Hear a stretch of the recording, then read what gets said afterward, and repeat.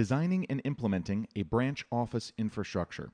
Now, as soon as you start dragging branch offices into the discussion, slow WAN links, a few users scattered here and there, no real IT resources in those offices, everything gets more difficult. But Windows Server 2012 is on top of the game here. It's got your back. You just need to know some of the little tricks it's got to make that infrastructure a little bit more workable. All right, we've got quite a list to get through here. Read-only domain controllers, universal group membership caching, issues around global catalog servers, DNS servers, DHCP servers, the branch cache feature, confidential attributes in Active Directory, how to delegate administration to a server so that someone local in the branch office can help you with it without you having to make them a domain admin, which would be bad. Filtered attribute sets, password replication policy, and hash publication. The branch hash password thing gets hard to say after a while, but we'll get through it. Fortunately, no real prerequisites this time. We are mainly going to be looking at how to deploy features that you already know how to use and you've learned about elsewhere, but deploy them in a way that's a little bit more specific to the branch office scenario. Now, when we talk about a branch office, we're talking about a very specific use case or scenario.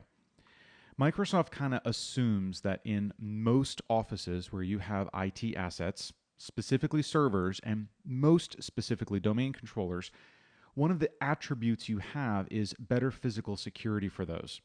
You also have a larger number of users and probably good bandwidth to the internet and any place else that you might need to get to. A branch office, by contrast, is usually characterized by a slower wide area network link back to headquarters, meaning it can be difficult and time-consuming for users to access the resources they need, specifically things like files or maybe intranet web pages, as well as authentication, simply because everybody's trying to tunnel across that smaller link. Branch offices are also usually characterized by a smaller number of users than the headquarters, maybe dozens instead of hundreds. Lower physical security, which means that the physical theft of a server, such as a domain controller, is a real concern. And that's a concern because domain controllers contain an encrypted copy of everyone's passwords. While it's really difficult to crack into that encryption and get the passwords, really difficult is not the same as impossible. I mean, one of the reasons we like to keep our servers locked up in an air-conditioned data center is because we don't want people taking them. Now, a branch office might not have a data center. It might just be a rack installed in a closet or over in the corner of the office. So lower physical security, where the chance of physical theft is a little bit more real and a little bit more of a concern. Another characteristic is little or no local IT staff, meaning you don't necessarily have hands that you can rely on to take care of things. That said, branch offices still have needs. They still need authentication. They still need to get to files and web pages and other things, other resources, just like anybody else. They need basic infrastructure services like DNS or DHCP.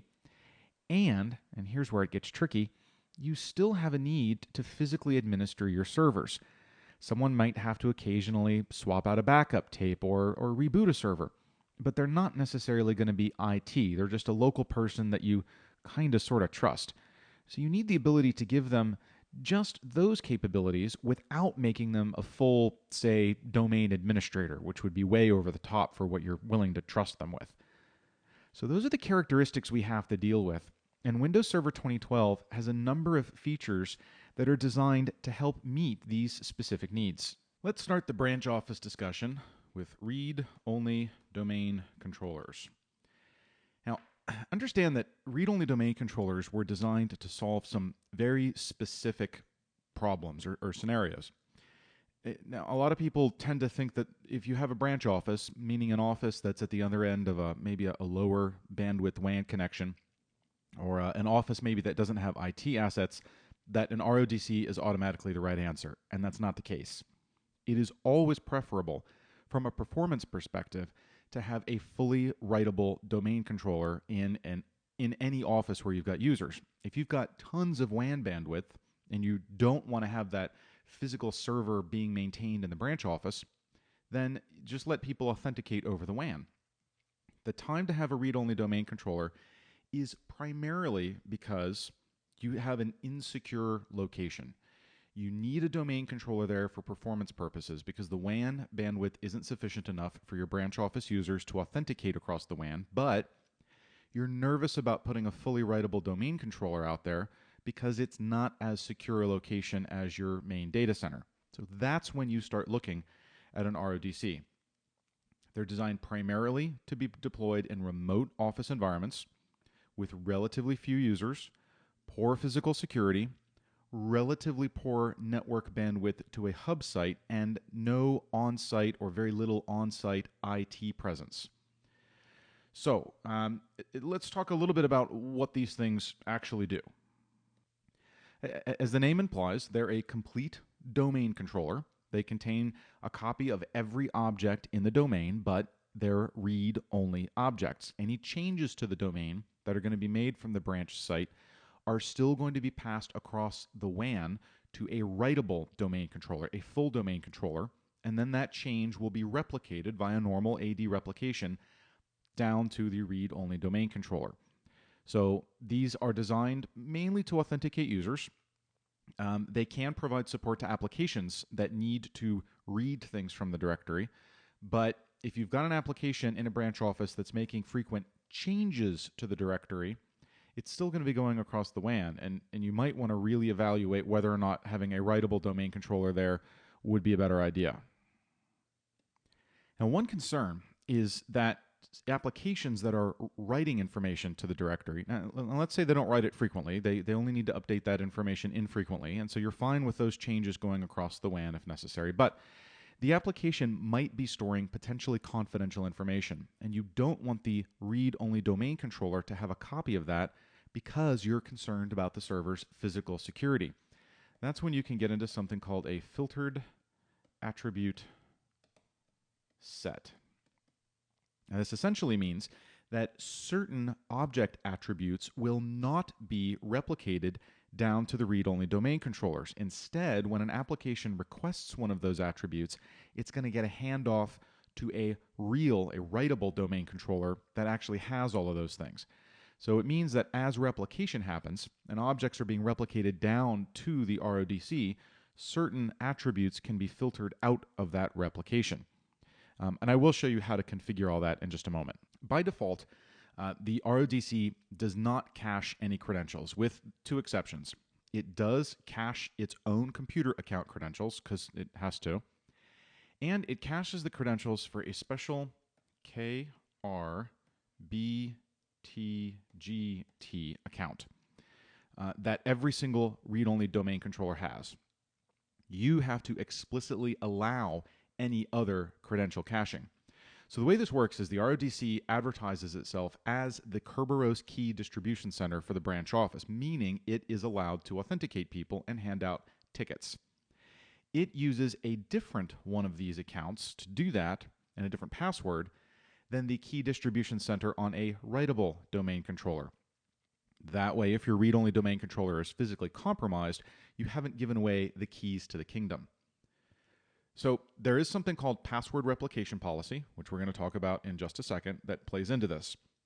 Once a user successfully authenticates, your read-only domain controller tries to contact a writable domain controller in your hub site and get a copy of that user's credentials. The writable domain controller recognizes that the request is coming from a read-only domain controller and then consults that password replication policy that's in effect for the RODC. So here's where we are. RODC, that's going to go across your wide area network to a regular DC, and then you've got a user who's attempting to authenticate. So the writable DC is going to look at the password replication policy, and that's going to determine if that user credential or computer credential, because this could also be a computer authenticating to the domain, right? The password replication policy is going to tell us if those credentials are allowed to be replicated from the writable domain controller down to the read-only domain controller, right? So if the password replication policy allows it, then that credential is replicated down to the RODC, and the RODC caches them. So after the credentials are cached on the RODC, it can then directly service future logon requests until those credentials change. So what that's designed to do is really improve performance. It means that every single time that user authenticates, they don't have to have that trip across the WAN. The read-only domain controller will be able to completely authenticate them and keep a copy of their credentials locally. Now, there's a danger here. If someone physically compromises the RODC, and remember that the lack of physical security is the main reason you put the thing there in the first place. If someone physically compromises that, they could potentially get those credentials. So by limiting credential caching only to users who've authenticated to the read-only domain controller, you help reduce your exposure. In other words, it's not going to have a copy of every user in the domain. It's only going to have a copy of the guys who've authenticated to that RODC. So fewer credentials are there. Now, typically, you would only have a small subset of your domain users cached at any given time, so that if it's stolen, you can potentially shut those down, change passwords, things like that a lot more easily. Leaving credential caching disabled might limit your exposure, but it results in all authentication requests being forwarded to a writable domain controller, which kind of defeats the purpose of having the RODC in the branch office to begin with. So, an administrator, and I'm going to show you how to do it, can modify the password replication policy to allow those things to be cached at the RODC. Password replication policy for a read-only domain controller. So let's see. This is going to be in Active Directory users and computers, because it's not fun if you're not jumping all over the place, right? Let's go find a domain controller. I think I've just got one here. And this is not a read-only DC. So I'm not actually going to have the tab, but on a read-only domain controller, you're going to have an additional tab that says password replication policy. And then it's a list. And every entry in the list is either an allow, meaning members of that list are allowed to have their passwords replicated to a RODC, or it can be a deny, meaning anyone in that list isn't allowed to have their password replicated. So you might say that domain administrators are in the deny.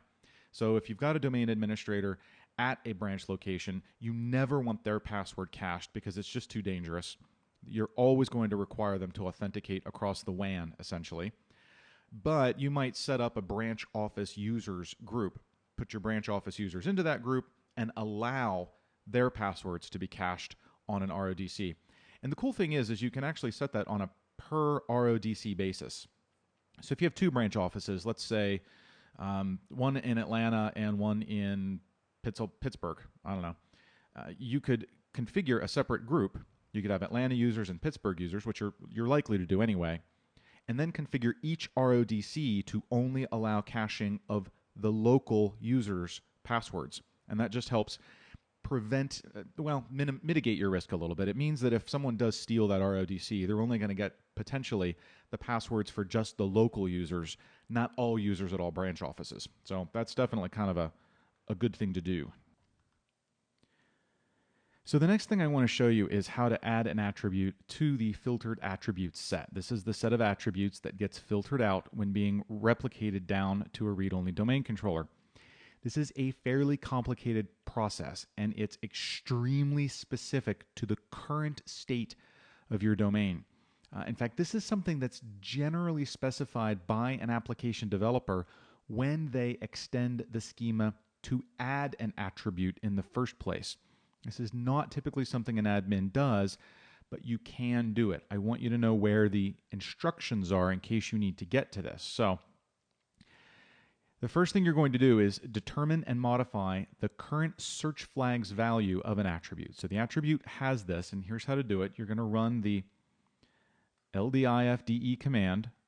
This is simply going to retrieve the current search flags attribute. The output's going to look something like this. In this case, the attribute has a search flag of 0. So you're going to copy that into Notepad, into a new file, and modify it to have this additional information. And this is your actual attribute name right here. And then you're going to fill in your domain name as well. You do have to make sure you add this little dash to the end of the file or it won't work. Then you run ldiff again to execute this change. And then there's another little process you can go through using the ADSI edit tool to verify that it has been added. So you've got two attribute sets that this is doing. One is called confidential, Confidential prevents someone else from reading this. So normally in Active Directory, every attribute can be read by any authenticated user. And that's how we would look up someone's title or their description or the department they're in or whatever else. By adding an attribute to the confidential set, you prevent normal users from being able to read that information. And the example they're giving here is there's an application, Contoso, that's storing an application password in the directory. And that's why we want it to be confidential. And we also do not want it reading down or replicating down to read-only domain controllers. And that's where the RODC filtered attribute set comes in. So two separate attribute sets going on here.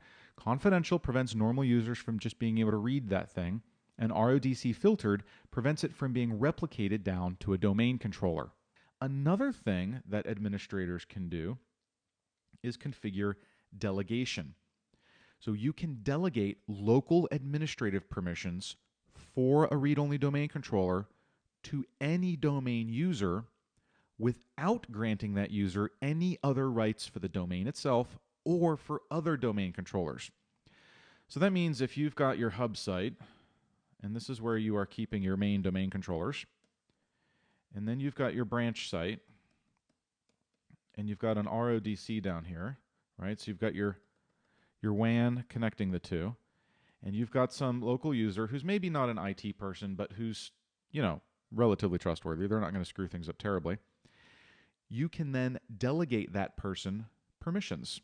They can be given the ability to log on and perform maintenance work, such as upgrading a device driver or running a backup, but that branch user can't log on directly to the console of any other domain controller, and they cannot perform any administrative tasks in the domain. You've really just given them delegate capability to log on to the machine and perform certain machine-level tasks, to be your remote IT hands, in other words. So that way you can delegate the ability to physically manage the RODC in the branch office without giving them any control over the domain itself.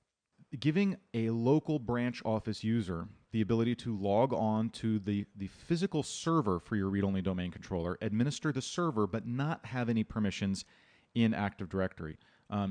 This is completely ghetto how you do this. So we're going to do start run dsmgmt. All right, this is a command line tool. So we're going to ask it to list local roles. And the way you would add the user is to say add, give it the username, like company.bob, and then give it the role, administrators.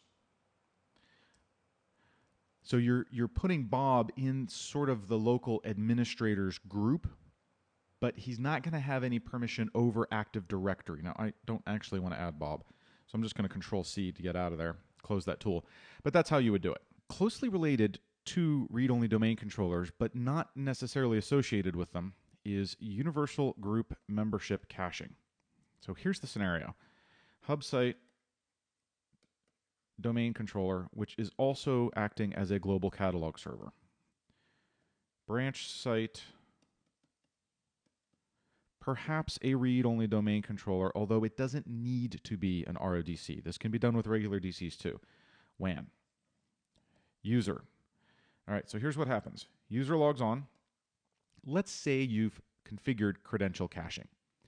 The RODC still needs to contact a global catalog server in order to build that user's list of universal groups. So all the universal groups that the user is a member of. Most cases, you're not going to want to put a global catalog server in your branch offices because that can require a lot of WAN replication traffic and I guess potentially be a security concern. Mostly it's a performance concern.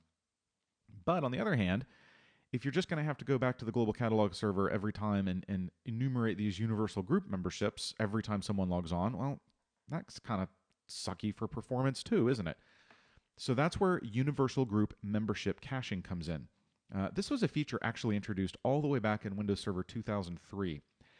And it allows the domain controller, including a read-only, who authenticated the user to locally cache a list of the universal groups that that user belongs to. So that way you don't have to deploy a global catalog server, but you can still get that cached universal group membership. It's automatically refreshed every 8 hours to keep it up to date, and that's something you need to bear in mind, because if your universal groups are changing frequently, then it's going to take a while for that to get down there. And here's the support scenario that you'll usually run into. User calls, they say, hey, I need to be placed in such and such a group. The help desk or whoever verifies that they're supposed to be in that group. They put them in that group. They're doing that on that domain controller. It updates that global catalog. That replicates to any other global catalogs you have, but does not go down to the branch office because you don't have a GC down there. Now, you know every single time you change a user's group memberships, they have to log off and log back on to rebuild their security token, which contains a list of all the groups they belong to. So the help desk says, yeah, we added you, you're good to go. User logs off, they log back on, they authenticate to this RODC. It still is caching an old copy of the universal group memberships. User calls the help desk. I can't get to what I need to get to, blah, blah, blah. The bottom line is, if you're going to enable UGMC, then you need to remember that the lists only get updated about every 8 hours. So you can enable this on a per site basis. I'm not going to show you where it is. You go into Active Directory Sites and Services, expand the Sites node, select the site where you want to enable it because it's enabled on the entire site. So if you were to have multiple domain controllers in a site, you're enabling caching for all those DCs. So you just modify the NTDS, NT Directory Services, site settings, and then there's a checkbox, Enable Universal Group Membership Caching. Very straightforward. In fact, I bet it's so straightforward I can probably show it to you in 30 seconds. Let's go into Sites and Services, pick a site, double-click NTDS Site Settings. Told you, it was just a checkbox. And then you tell it what site you want it to refresh the cache from. So once you turn that on, it's on for the entire site. So it can speed logons. It does sound like a good idea, but when might it be a better time to just deploy a global catalog server anyway? If you've got lots of WAN bandwidth going down to the branch office, then just put a GC there. It's a lot easier.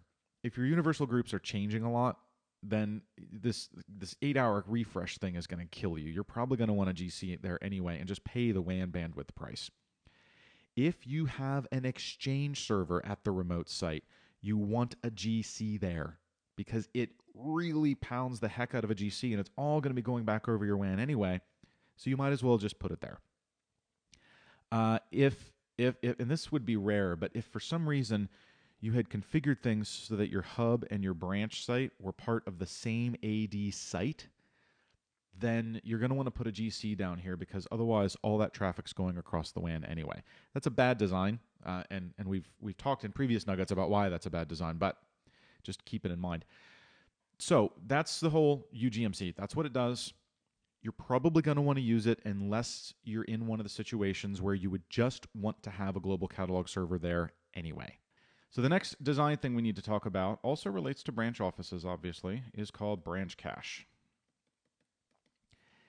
The idea here is you've got a branch site that is talking to your, we're going to continue calling it your hub site. Let's just call it the main office.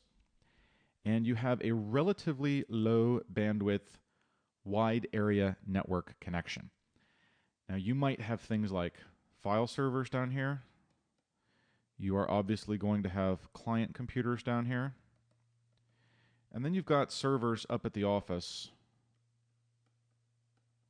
that contain content that your users need to get at. Branch cache is designed to help optimize that WAN bandwidth. So when users access content on those remote servers, branch cache copies the content from the hub site and caches it to someplace at the branch office. And that gives client computers at branch offices the ability to get the content locally rather than over the WAN. Now, the trick is, a lot of folks will think this is just a server-to-server thing, but it isn't. You can configure a server in the branch office to be a branch cache server. And if you do that, it will cache the content. But if you do not configure a server to be the branch cache server, then a client computer running Windows 8 or Windows 7 will cache the content on its own. So after a client computer requests and receives content from the main office, and it caches that content at the branch office, other computers at the same branch office will obtain the content locally, even if it's from a client computer, rather than downloading the content over the WAN again. So even in a branch office where you don't have a server, the client computers will work together. The client that initially requests the content will cache it, and the other local clients will be able to get it from that computer. So you've got a couple of modes of operation with branch cache: distributed cache mode and hosted cache mode. When you deploy it in distributed cache mode, the content cache is distributed among your client computers, and that's what I was talking about. When you deploy it in hosted cache mode, then you designate one or more servers, and they host the cache on behalf of all of the client computers, and those are called hosted cache servers. So you can deploy this in a couple of different modes. All right, so in terms of content, who can play with this? Because it's not just file servers, although file servers is a good one. Your file servers, in order to participate in this, need to be running Windows Server 2008 R2 or Windows Server 2012. Those are the only ones that are supported for this. They have to have the file services server role and the branch cache for network files role service installed. They use server message blocks to exchange information. Once you complete the installation, you can share specific folders and enable hash generation for shared folders, and that's something we're going to talk about in just a sec because it's very important. The other type of content, web server content. So supported web servers are any web server running Server 2012, Server 2008 R2, and that has to have the normal IIS web server role, and they have to use HTTP or HTTPS, and the web server has to have the branch cache feature installed. You can also do application servers. Again, Server 2012, Server 2008 R2. You need the Background Intelligent Transfer Service, or BITS service, installed and enabled. The application server has to have the branch cache feature installed also. And a good example of this is Microsoft Windows Server Update Services, or WSUS, Microsoft System Center Configuration Manager Branch Distribution Point Servers also. So those are both good examples of what type of content can use this. Now, branch cache also has cloud support. So branch cache can improve the performance of content that's located in the cloud by caching it locally as well. And this is kind of a new thing in Windows Server 2012. So it's worth thinking about that if you've got cloud-based content and you set things up correctly, branch cache can help you get that down too. And then not only helps your users get better performance, but it reduces the bandwidth that you're pulling from the cloud, which can lower your costs if you are on a pay-as-you-go or pay-by-utilization cloud content model. Let's circle back to this business of hash publication. This comes into play for file servers that are enabled for branch cache. So the idea here is, in order to even have a file server participate in branch cache, you have to enable hash publication.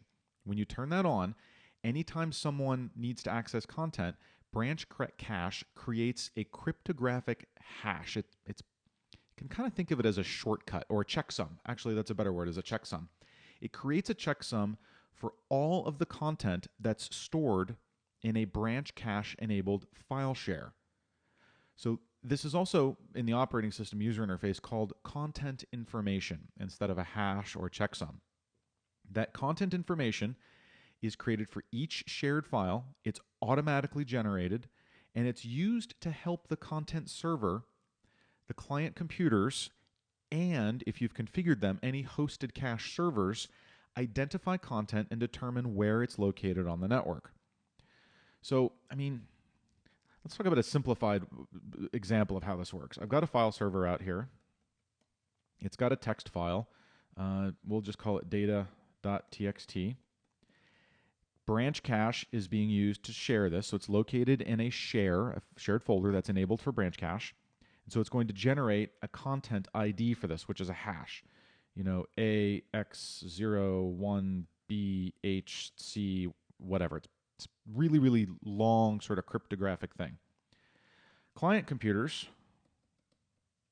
this is a server, remember, use that information. They use it to determine where that's located. So they'll say, okay, the first time I need to access this, I'm going to ask my local network, hey, does anybody have a copy of this? No? No one does? Okay. I'm going to go get it. Let's say we're configured for distributed cache mode. So I'm now going to keep a copy of that on my local hard drive. The next client that needs to access that information, and we're all down in the branch office here, says, hey, I need to access this. Does anyone have it? Yes, I have it. Here's my cached copy. And so that's how they uniquely identify all of these different bits. You configure this in a group policy object for file servers that are located in a domain. If you have non-domain ones, it's still a group policy, but it's called local policy because group policy is only domain. So you would configure this in the local policy. You can configure it to be enabled or disabled. And if you enable it, then it allows hash publication for all shared folders. That's an option you can turn on, and so branch cache will automatically generate those checksums, that content information for all content in all shares on the file server. That means whenever a branch cache client requests a file that is stored in a shared folder, it will generate it, and an administrator can also manually generate the hashes using the hashgen command line tool. You can also opt to allow hash publication only for shared folders on which branch cache is enabled. So that cuts down the amount of hashing that has to occur. And you could also disallow hash publication, which essentially turns off branch cache. So we're going to look at where to turn that on too, this content information hash generation stuff. I'll show it to you in a group policy. Just be aware that this is an extra step that's involved in setting up branch cache for a file server. So let's go to Server Manager. Open group policy management. We just need to get any old group policy will do. I'm going to do it on the default domain policy. Yep, I know. Let's just edit this. There we go. Alrighty. Now I just got to remember where they hid the thing. You should find it under computer configuration, because this is for servers. Should be under policies. This is an administrative template. It should be under network. And I think from there, it's under LAN-man server. Hash publication for branch cache. Enabled or disabled. Real simple. So if you're going to use branch cache and you're going to have your file servers provide that capability to your branch offices, your file servers need to have that setting applied to them. If you're not in a domain environment, or you've got a file server that isn't in a domain environment, it can still do this. It's just instead of doing it with a group policy, you would do it with a local policy right on that particular machine. All right, I think we made it through all that. Read-only domain controllers, universal group membership caching, global catalogs, DNS, DHCP, we covered branch cache. Talked about confidential attributes, how to delegate administration to a server so that someone local can help you without having to be a domain admin. Filtered attribute sets, the password replication policy, and hash publication. I think that's it. I hope this has been informative for you, and I'd like to thank you for viewing.